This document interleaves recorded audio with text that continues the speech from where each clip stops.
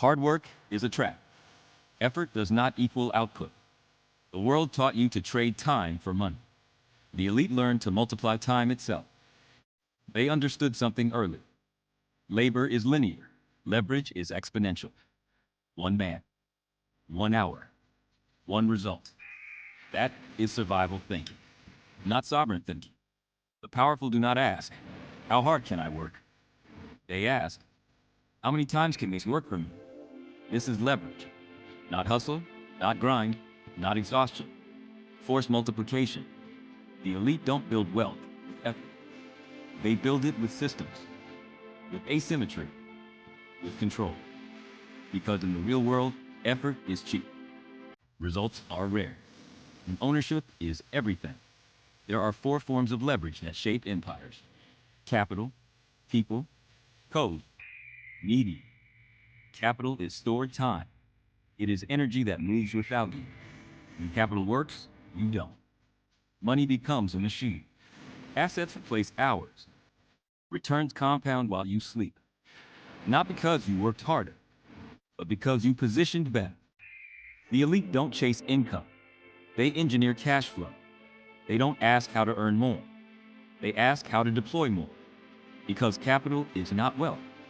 Control of capital is wealth. Then comes people. People are living leverage. Each person multiplies your output. But the elite never manage workers. They design structures. They don't build teams.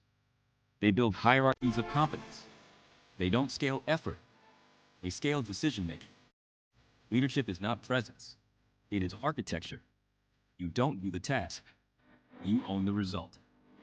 That is the difference between labor and leverage, between survival and sovereignty. Then comes code. Code is silent power. It works without permission.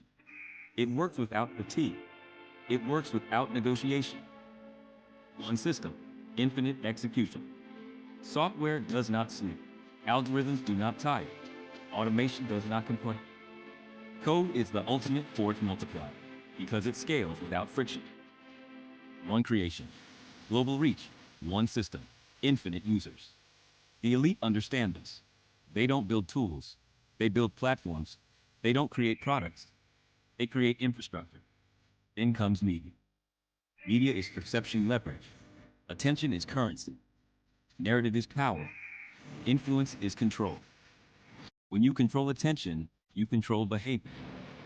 When you control narrative, you control markets.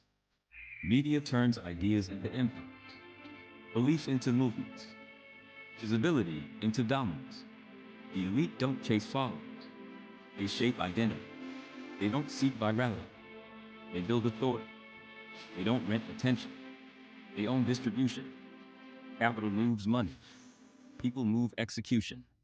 Code moves scale. Media moves minds. But the truth is deeper than leverage. The elite do not own tasks. They own outcomes. They do not manage process. They command direction. They don't ask how to work faster. They ask how to work less. They don't ask how to do more. They ask how to control more. Because control is the real currency. This is the control premium. Control over time. Control over capital. Control over systems.